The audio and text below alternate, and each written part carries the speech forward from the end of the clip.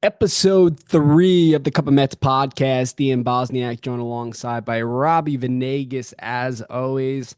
And Robbie, heading into Sacramento now for the Athletics. Things are looking pretty good in Metsland, 8-4 through 12. But first and foremost, how are you doing? I'm good. I'm good. I'm gonna correct you because it's not as always. I do miss a lot, or I've been missing the last couple episodes, but I but say as always for everyone, dude. yeah, that's true. That's true. But I'm feeling great, man. I mean, again, um, you said it best. The Mets 8-4, going into Oakland or Sacramento, and then a Minnesota trip. Again, got just keep playing competitive baseball. Pitching staff looks great. And that's what this episode's about. We're about to talk about all that. So let's get into it. Yeah, that's the craziest thing. I mean, last episode, Matt and I believe, Clay Holmes that I made the last start before we had recorded, and we were talking about the progress of this starting pitching staff that really was in flux going into the year, right? Losing Montes, losing Minaya, not going out and getting that bona fide ace, not knowing what you're going to have in Senga, right? But we saw the fruits through the first 6 games of what this pitching staff at least showed. And over the last 6, as you mentioned, sweep the Blue Jays, take 2 of 3 from Miami, both at home, 5-1. Okay. Versus the Jays, McGill, Canning, and Peterson threw. Against the Marlins, it was Sanga, Holmes, and McGill. First and foremost, though, I just want to talk quickly. You and I were both at opening day. Opening day was absolutely electric. And for those who are listening that weren't there, I don't know about you, Rob, but this was the first opening day since 2007, I felt like, for me, that I went into the year saying, oh, yeah, this is all hands on deck. This is a World Series caliber team. Because you remember going into 2016, there were some question marks, there were transitions, there were injuries. So we didn't feel that. The other day, it was like a playoff atmosphere, the fans singing "My Girl," right? That was incredible. Every single at bat, and it continued. Just I can't emphasize it enough. The opening day was electric. No, yeah, you said it best. But again, kudos to the pitching staff that you mentioned before, because again, it hasn't been the best weather-wise around here in the Northeast. Again, New York baseball, it's at its finest the last week or two. It's been raining, it's been cold, it's wind chills have been insane or absurd, and baseball's been going on this whole time. But again, they've been pitching in some tough environments. And again, just throwing strikes, getting a lot of swings and misses. I know they haven't exceeded the 6-7 inning mark yet in terms of a game, but it's early April. Pitch count really matters nowadays, and again, guys aren't really expected to throw more than 6-7 innings anymore. Five or more than five is good enough now for this new generation. But getting outs, again, it's just been fun to watch, man. And again, the offense hasn't even been at the peak yet. Not even So close. yeah, and even the bullpen, we can't even leave out the bullpen because the starting rotation's been good.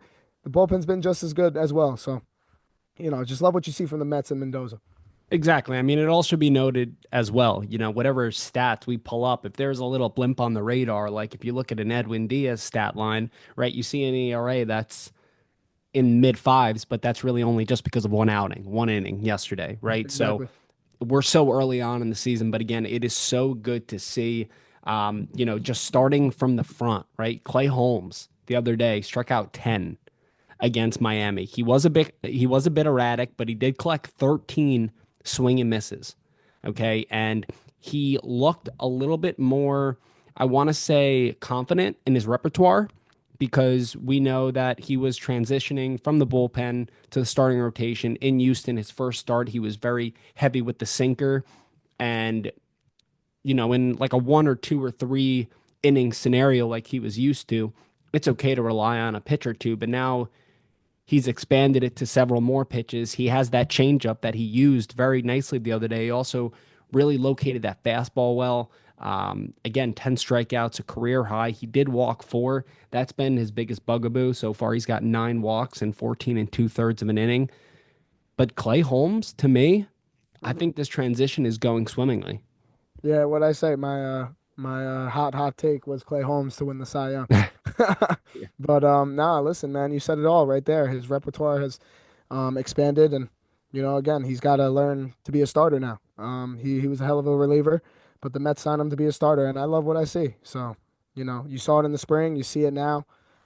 He's only going to get better, I feel like. And you mentioned his changeup. I like his slider, man. His slider's been very effective. And Yep. it's always been that one inning with Clay Holmes, like even in opening day, like he looked good the first inning, had that bad second inning, the start against Miami at Miami, same ordeal. And even and then again, the last home start he made, it was a rough first inning, but then he came back, really responded and rebounded well. Again, he's only going to get better. Yeah. And again, just last note there, his arsenal, right? He relies on six pitches, primarily sinker, sweeper, changeup, slider, cutter, and four seamer. Very rarely do you see a starter have six pitches and not throw one thus far above 31%. Right now, the least, the pitch that he throws the least is a fastball, and that's just under 10%. He is distributing every pitch accordingly. He knows when a certain pitch is not working, so he will rely on another one. And as you said, he's adjusting from the first inning forward, and he's only going to get better from here. I'm very excited about the development of Clay Holmes. It's, just some of the other guys, the surrounding cast that we need to see continue on the upwards. Tyler McGill is somebody who started yesterday, definitely an iffy outing. Only was able to go 4 innings, and that was solely based off of he had the strikeout pitch working, but he also walked 3 batters. Tons of high pitch counts, ended up throwing 90 over 4, allowed 6 hits.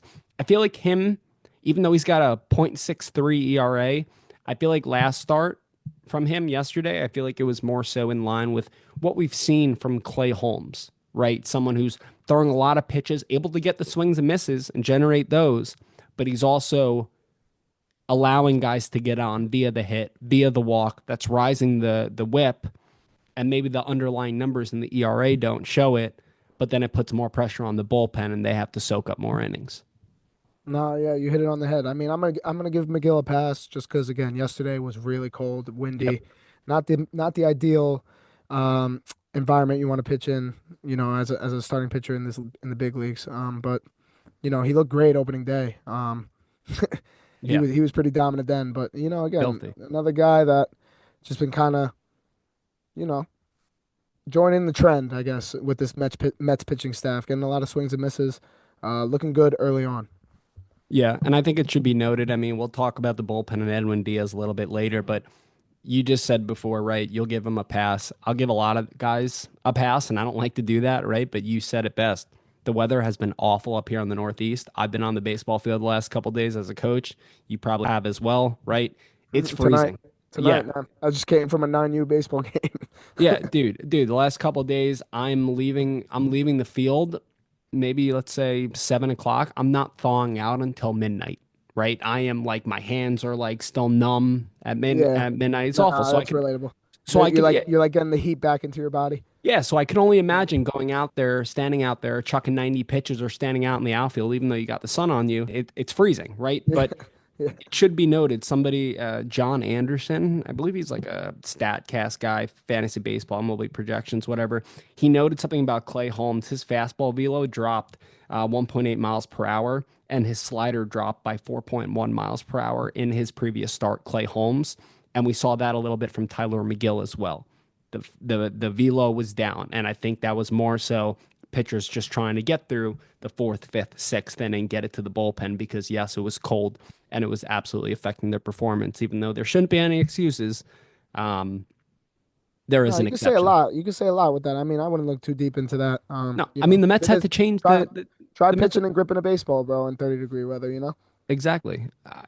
The Mets had to change the time of the game from Yeah, yeah, 7:10 to exactly. That 4:10 in that order says to it all right accommodate. there, You know what I mean? So, And I, Senga pitched in a 7 o'clock game where it was a similar rainy day, cold, not as windy, but you know.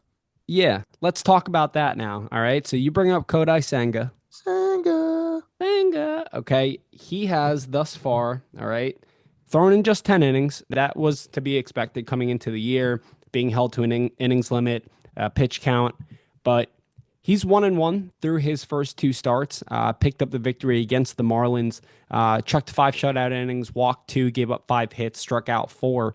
Um, What I've seen from Senga is very impressive thus far. He's only walked 3 batters as well, and that's something that I love. Again, it's only 2 starts, and he's only thrown 10 innings, but it's really encouraging to see Senga come back. Even the other day when it was freezing, he was flashing 95, 96 at points, right? And velocity for him isn't everything. He wasn't inducing the swing and misses the other night with the fork ball that he had in his previous start, but that fork ball looks incredible again.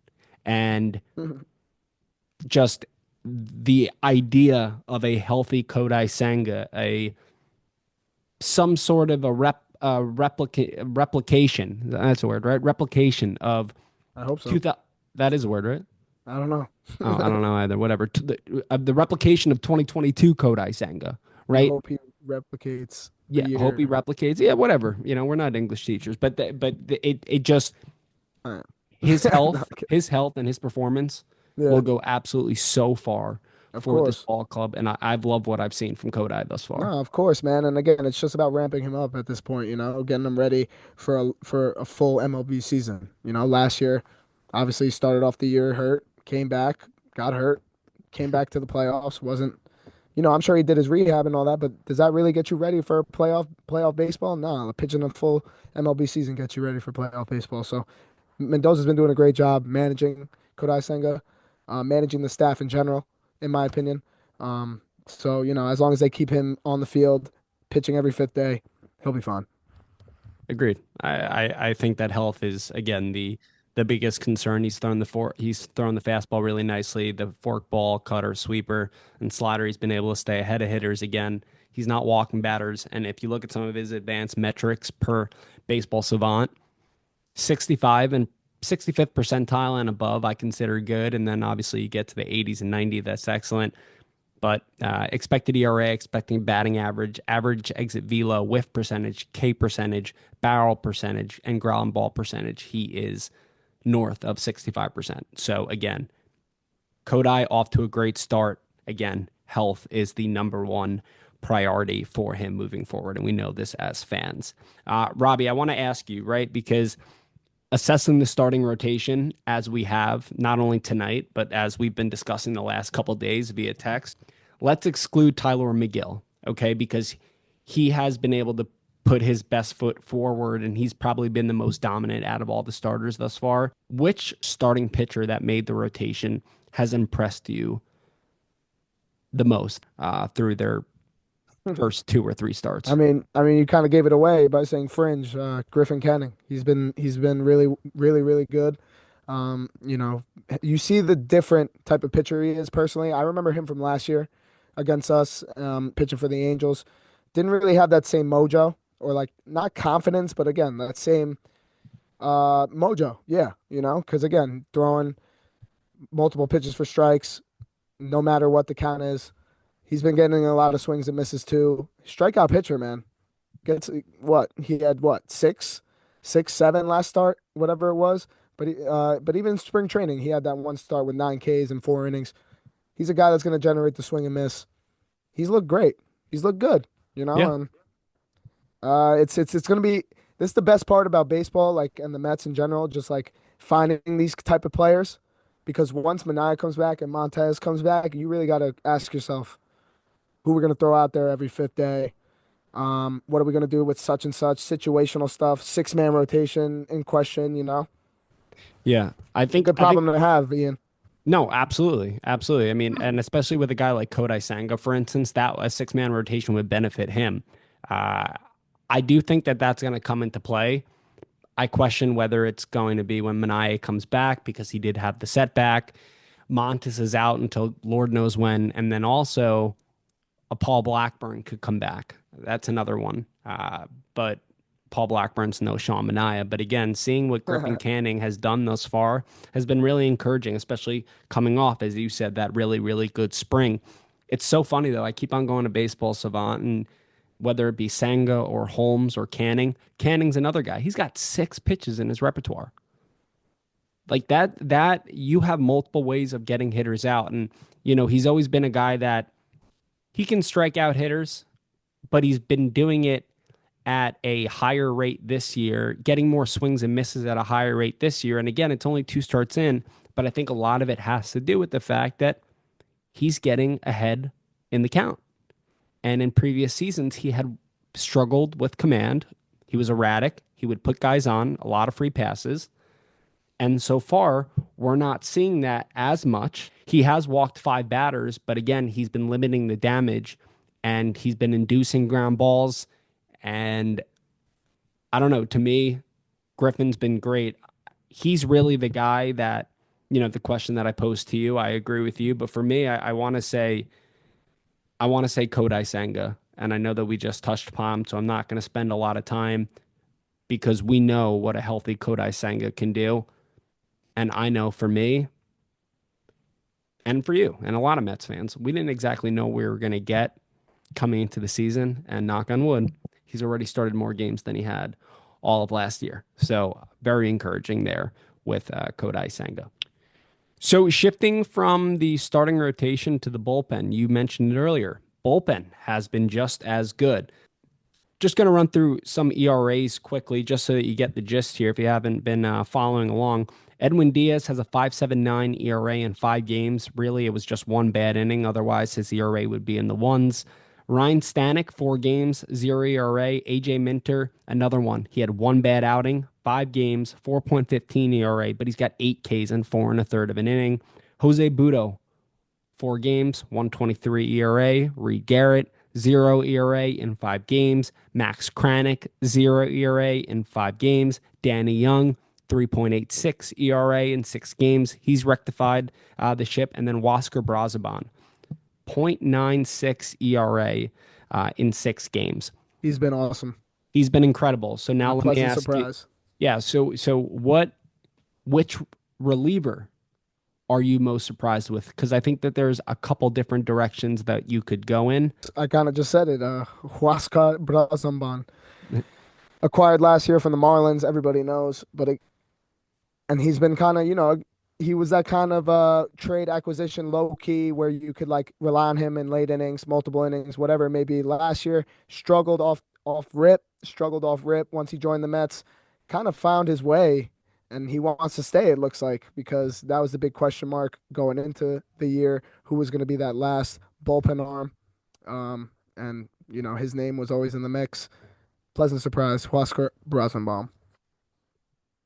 Yeah, he was a depth piece that the Mets acquired, and then also he had all those years of control because he made his major league debut late. So it was a nice acquisition for the Mets, and not only has he been really good and the numbers show it, but once he got to the Mets, and his MO before he got to the Mets was you really never know what you're going to get on any given day from him. He could either walk 3 batters in a row and you have to pull him after 3, or he could be lights out.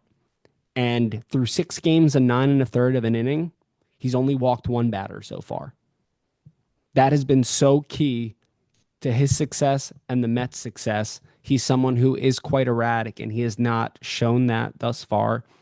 He had a really solid season a couple of years ago in Miami. If he can replicate that, that goes so far for this Mets bullpen. And then on my end, the other guy that I was going to mention before, I mean, Max Kranick. Could the Mets have asked for anything more from Max Kranick? Not only a 0 ERA, but in 9 innings, only has allowed 2 hits, has walked none, and struck out 5. And he's a guy that's been going 2, 3 innings at a clip. He literally saved the Mets bullpen. I forget when it was. Somebody went 5. He went the remaining 3. Yeah, man, he's been awesome, and a nice little story because he was a Mets fan growing up. There was a couple pictures on social media, him as a kid with the Pedro Martinez Big David Wright fan, jersey, I right? call it, the T-shirt jersey. Yeah, Um, couldn't have picked a better person to be in our bullpen. But listen, nah, he's been great. I think what's really important, and people fail to realize, is that Mendoza said it best on the radio, and I love hearing him speak sometimes after his post-game pressers or just in general, like as a manager, you really like to pick his brain. agreed.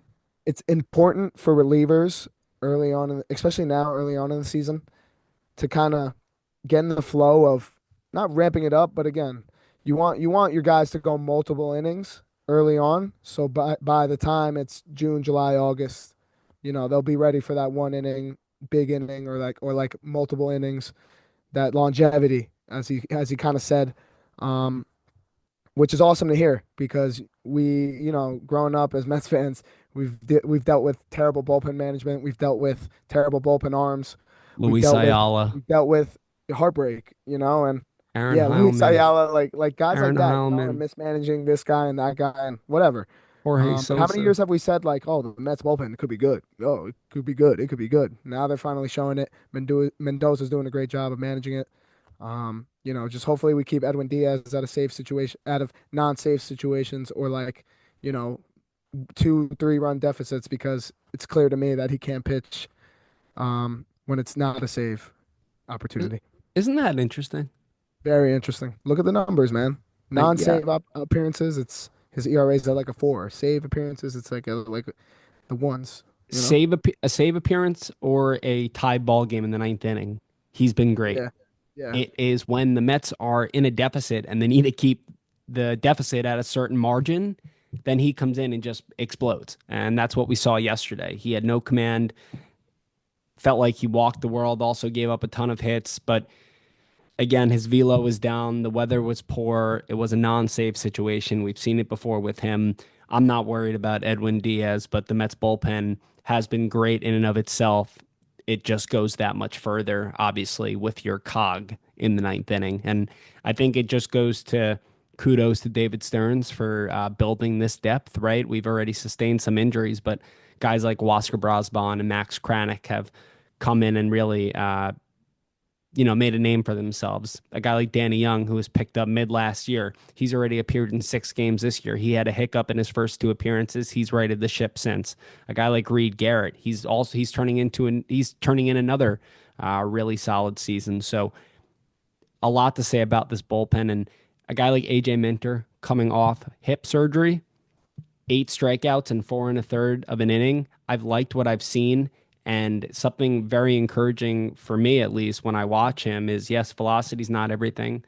And Minter has thrown 98, 99 in the past with the Braves when he was a little bit younger, but he can still throw that fastball 95, 96. And I was listening to, I believe it was Keith Rad or Pete McCarthy. I don't know. They kind of sound the same on the radio, but I was on my way home the other day and I was listening to the back end of the game as it was finishing, and they were talking about how AJ Minter will let Carlos Mendoza know, like he's not picky in terms of when he can throw, what conditions he can throw, and this, that, and the third. But he will be very transparent with Carlos Mendoza and say, "Hey, I want to give the team the best opportunity to win. I want to give it my all. Today is not the day that I should be pitching." He knows himself very well.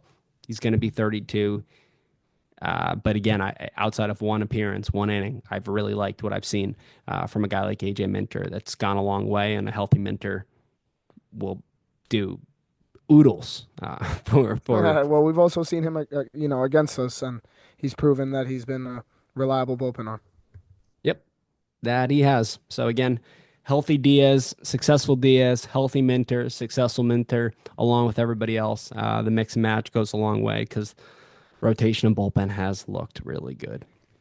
So the biggest reason why the Mets are only 8-4, and we're not saying only 8-4 like we're the cream of the crop because we've lost as fans like every year outside of a couple, right? But looking at this club, several of the losses you can point to the offense, right? Whether it be lack of hits with runners in scoring position, leaving every man, his mother, father on base, right? That's kind of been the MO. Stupid. They've gotten shut out, I believe, what, twice so far, 3 times, and they've only sustained 4 losses, right? So that kind of shows how Nah, the many. last loss was the first shutout loss of the year. Oh, was it? Okay, all right. So I'm wrong. But 2 of the losses. But here, hold on. Here we go. All right. But they only put up 1 run in both their losses in Houston.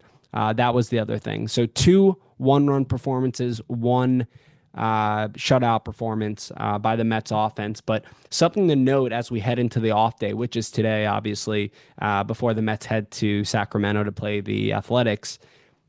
Francisco Lindor and Juan Soto look like they're heating up. And for a while, it had been Pete Alonso just doing all the damage. Lindor and Soto are getting the ball moving. And I just want to point out with Francisco Lindor, when Lindor gets on base, this lineup is just so terrifying.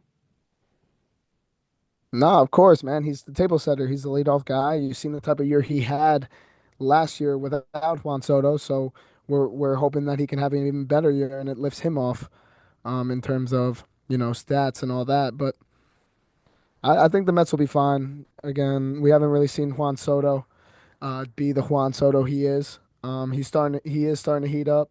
It just makes Pete Alonso better. It makes guys around them better. So when the bottom half of the order isn't hitting, of course it's gonna, pop up some red flags, this, that, and the third. Guy that really concerns me is Mark Vientos. The year he had last year, coming into this year with high expectations, high hopes. He's looked lost, and I can't really talk. I'm not in the majors. But at the end of the day, I watch him every day, and I try to study my game as a coach and as a baseball guy. He looks lost up there, and swings and misses. Hopefully, when he turns it around, the whole offense will start to click, and it'll be a fun ride for a season. Yeah, it's funny because you look at the Mets lineup right now and it's like maybe the front three are performing, right? And then you have like, I can't believe I'm saying this, but you have like the catching position providing some offense, whether it be Luis Dude, Torrance has Torrens, been great. which is either Torrens, who has been dealing with a contusion in his arm, as well as Hayden Sanger, who was always a Yeah, defensive first individual. And he's come up and he has not. It really hasn't looked like he's been overpowered by major league pitching. Hayden Sanger has provided quite a jolt, but I think that this week was the first week, obviously in the 5 out of the 6 wins, that we saw Francisco Lindor start to get some of the knocks, start to draw some leadoff walks. I think he actually had like hits and to start the game in 4 or 5 consecutive games. He led off with a home run against the Marlins the other day as well. But you saw for the first time how pitchers handle the Mets lineup differently when Francisco Lindor is on base than Juan Soto is right behind him, because Juan Soto's presence is everything. You said it before. He makes everybody better. yeah, And then you've seen what Pete Alonso has been able to do, because if Lindor gets on with a hit and they try to navigate Juan Soto really carefully and they end up walking him, Pete Alonso's up there with 2 men on, nobody out, and then it kind of funnels. It's just been after that, the likes of Brandon Nimmo and the likes of Mark Vientos, as you mentioned, have failed to perform. But again, seeing Lindor get on, it's a completely different dynamic at the top of the lineup. yeah. No, team batting average altogether is at a whopping 210. So that definitely have to improve. I'm not really worried about Brandon Nimmo. I truly like him behind Pete Alonso, just because he does have that power. He's shown that power the last couple years, and I really think it'll benefit him once he starts to get going. But having those two guys as your table setters in Lindor and Soto, it's a recipe for success. And clearly, as you can see, as you know, the Mets are in four. So it's not like we're here sitting here, we're 4-10, 4-8, and we're saying, "Damn, the offense has been really bad, but the pitching's been good." No, like there's a reason why the Mets have won this year and have won close games. Sure, sure. And I think that we're all waiting for, not going to say that the pitching staff's going to decline, because we have seen Jeremy Hefner in the Mets pitching lab create studs out of nothing. And plus, we're expecting the likes of Minaya and Montes to come back. And then when the Mets are in the thick of it in July, potentially acquire a nice starting pitcher. But the offense is something that I think we're all just waiting for it to click. And sure, maybe Mark Vientos might not be the guy that can hit around 270 and hit 25 plus home runs this year. He might have a lower average with more home runs or vice versa, but he's gonna get his feet underneath him. A guy like Brandon Nimmo, we've seen what he can do over the last several years. He's as consistent as they come. Whether he's going to hit 220, 240, or 260, he's going to hit 20 home runs. He's going to have an on base percentage of 345, 350 and above, right? The DH spot with Winker and Marte, Winker's had, I think, a good game or two. Other than that, he hasn't been that great. But Starling Marte's been pretty good when he's been on the field. And again, when Marte goes, the Mets have gone. And that's been the way since 2022. It's odd, considering he's been injured a lot, but it just kind of shows. But bottom line is, what I'm trying to get at is that this lineup, sure, there may be a hole or two, but this lineup's going to turn it around. And it's only a matter of time. And a guy like Juan Soto, his presence alone has made a difference He may only be hitting 279, but his on base percentage is at 404 thus far. And that's even a little low for him. He's only struck out 6 times and he's drawn 9 walks, 4 doubles as well. So he's on pace for over 30 doubles. He's only hit 1 home run, so we're waiting for the power to start picking up. But I'm hoping in the little bandbox out in Sacramento where we've seen, I'm He'll have hoping like four. yeah, I'm hoping he can knock a couple Yeah, over and and get go into going. Minnesota with like Come five or back to New six. York. It's the good New York weather, hopefully. Absolutely, Yeah. But absolutely. can I be honest with you, Ian? Be honest. Pete Alonso, he's been on a tear, and you see that Vlad Guerrero contract just that Yep, just happened. yep. You know, I was gonna talk to you about it. yeah, man, Pete Alonso, bro. Are we gonna pay more or less? Nah, we don't have to talk about it now. It's April, but Well, no, I he's do been think tearing the that cover off the ball though. this is a good conversation to have, and it can be 100%. like, very brief because at a later point it'll come to fruition, right? But if he continues doing what he's doing, he's gonna opt out, right? He's making $30 million this year. He's on the books for $24 million next year if he opts in. Something that I was thinking about the minute I saw Vladdy Guerrero sign that $500 million extension over 14 years,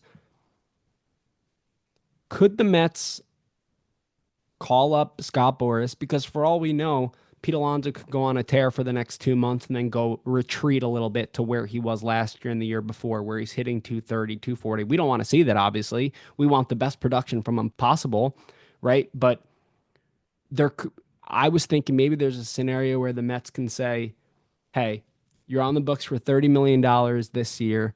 Let's keep you on the books for $24 million next year. And then let's extend you for another 3 years at, let's say, $25 million, $26 million a clip, right? So then you're looking at an ultimate contract of 54 and 75. You're looking at $129 million, $130 million over a 5 year period. And that's Mhm. something that he was looking for, right? And that's something that I've been thinking about. Like, again, we're only 12 games in. It's so early, but I think it's definitely something that the Mets front office has to think about. Nah, of course, he's been tearing the cover off the ball. Obviously the lineup is lengthier, so it helps. It benefits him. But you forget to mention that he hasn't really been swinging and missing or chasing, I should say. Yeah. He's really been disciplined up at the plate, which has led to, success. So I just had to whip out my calculator. I was a little afraid that my math was just completely wrong, but it yeah, comes out to you said a couple numbers it. in that Yeah. 10 second No, stretch. I know I said 10 second 129, span. 130. Yeah, but it is 129. But I definitely think that's something that we'll talk about at a later point because if he continues playing like he is, unless the Mets see Ryan Clifford being that future first baseman, which is something that I see as well, but I put Clifford in the outfield. yeah, but I could also see Clifford being dangled at the trade Yeah, deadline. yeah, yeah. You know what I That mean? makes So sense. that would completely open the door for an Alonso extension. Yeah. Um, we spoke about Hayden Sanger and his impact that he's provided thus far on both sides of the ball, which has been very surprising, really good, and something that when Francisco Alvarez comes back, he's begun his rehab assignment. Thank the hmm Lord above. He got a knock the other night, and you see that new batting stance. It looks good. You know, he had the fracture in his hand, but all seems to be trending in the right direction. Hopefully, he'll be back soon. It's really good for the Mets to know that they have somebody else in the minors in Hayden Sanger that can come up. You know, God forbid Alvarez or goes down again, or Torrens has to, go on the IL or something along those lines. Um, with that being said as well, Jeff McNeil is another guy that's not far behind in terms of starting a rehab assignment. And I think that's very important for the Mets because this will bring us to our final point of episode 3 here of season 4.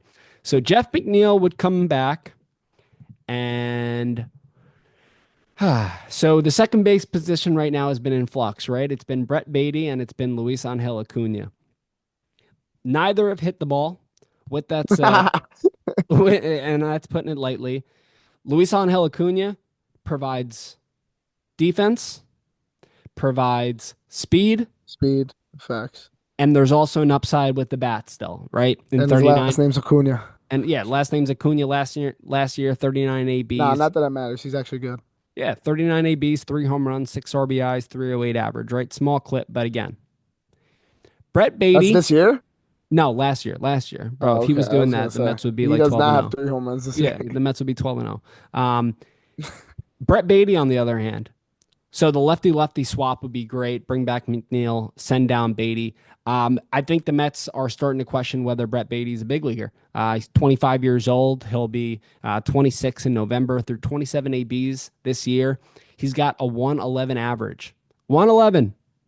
111. Yeah, His OPS is 259. Okay, so his on base percentage is 111. His slugging percentage is 148. I don't it give a shit happens. who's on the mound, righties or lefties. I want Acuna playing every day until McNeil comes back. Okay, that's a good take, and that's what I forgot who said it. I think Keith Hernandez mentioned that during the broadcast that deserves to play every day or should play every day if you're going to keep him up here at this level. If not, they should send both of them down if they're not going to play every day, in my opinion. But Brett Beatty's looked like Brett Beatty. I feel for the kid because I wanted him to succeed. The position change looked good in the spring. Made another error the other day. Um, you mentioned Jeff McNeil.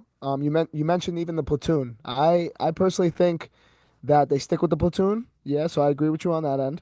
I like the sound of Acuna and McNeil. But listen, man, if Jeff McNeil doesn't hit and Acuna stays on this trend, I'm team Ronnie Mauricio, bro. I'm team Ronnie Mauricio. Okay. Okay. I think he fits well with that lineup. His tall frame and his switch hitting approach just does wonders for me, especially for that bottom of the order. I think him and Lindor up the middle would be fantastic personally. We saw him play like a cup of coffee with the Mets. I don't know if it was 23. Yeah, I think it was 2023. Yeah, and he hit the cover Um, off the ball. and he hit the cover off the ball, man. He looked good. He played a little bit of third, gave you a little flexibility in the infield. He can play short, but again, dude, I just want to see him mash, personally. So if McNeil and Acuna don't work out, I think you once Mauricio's healthy, you gotta ask that question: is he part of the equation?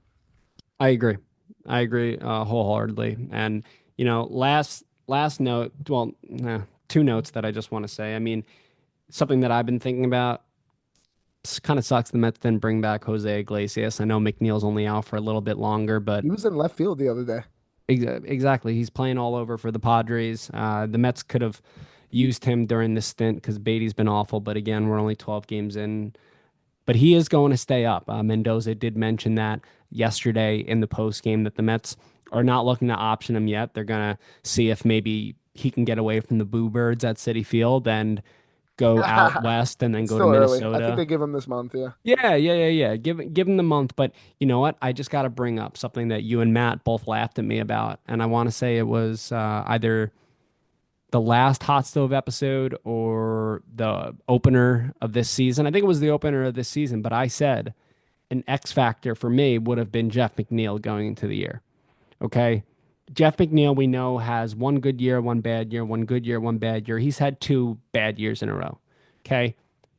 Just imagine this lineup with a Jeff McNeil that comes out hitting 300, Oh, of course. especially with all the guys that you have that are 260, 270, even 250 batting average guys, but that hit 30 plus home runs. Someone that hits 300 with not a lot of pop in the middle of the order would go He such a turned the lineup. Yeah, he turned the lineup around more. and that's why I mentioned that in episode one, right? That I really felt like McNeil would be an X factor because if he comes up and he can platoon with Acuna, or he can go out there and hit both lefties and righties, and he's hitting 300 and not trying to do too much, being that slap hitter that we know he is, the Mets lineup would have a 300 hitter. Yeah, man. No, and it'd be even more dominant and lengthier. Without a doubt. And I just think that bottom line is that it's just good for the Mets being in a position through 12 games, 8-4, knowing that your starting catcher who's young and full of upside is on the mend and will be coming back shortly. And Jeff McNeil, someone who has the potential to hit 285 and above, maybe even 300, coming back as well to spare us all from watching Brett Baty at second base. Um, just looking ahead here for the first time, no, second time because we did it last episode, Maddie and I. But the Mets head to I was about to say Oakland. The Mets head to Sacramento to play the Athletics. They are not the Oakland Athletics, nor the Sacramento Athletics, nor the Las Vegas Athletics. They are just the Athletics. So the Mets will start a three-game set tomorrow night, 10:05 Eastern Time, first pitch in Sacramento. They'll conclude it on Sunday. The pitching matchup for tomorrow will be Griffin Canning for the Mets taking on JP Sears, the lefty for the Athletics. On Saturday, 4:05 start, we got David Peterson on the bump. He'll go against pitcher TBD. And then on Sunday, it'll be Kodai Senga making his third start, looking to piggyback off of what he's done thus far. And he will be opposed by our former friend, Luis Severino. We get to see Sevy out there in Sacramento. He's 0-2 with a 4.74 ERA, but we're wishing him the best of luck, just not against the Mets. And then they will head to Minnesota, way up north there in Minnesota, and will play a three-game set against the Twins beginning on Monday, and that will consist of the top half of your rotation: Holmes, McGill, and Canning before they come home to play the Cardinals. Gonna see an old friend in Harrison Bader. That we are. So we get to see two old friends in Sevy and Harrison Bader. Oh yeah, that's right. Yeah. But Robbie, as we wrap up episode 3 Yes, here, sir. season 4 of the Cup Mets podcast, you got anything else for us? Let's go Mets. Yes, sir. Let's go Mets. Continue what you've been doing. Offense. Let's get more consistency. Pitching, both starters and bullpen. Keep chucking the rock like you have been. And again, hopefully more wins to come.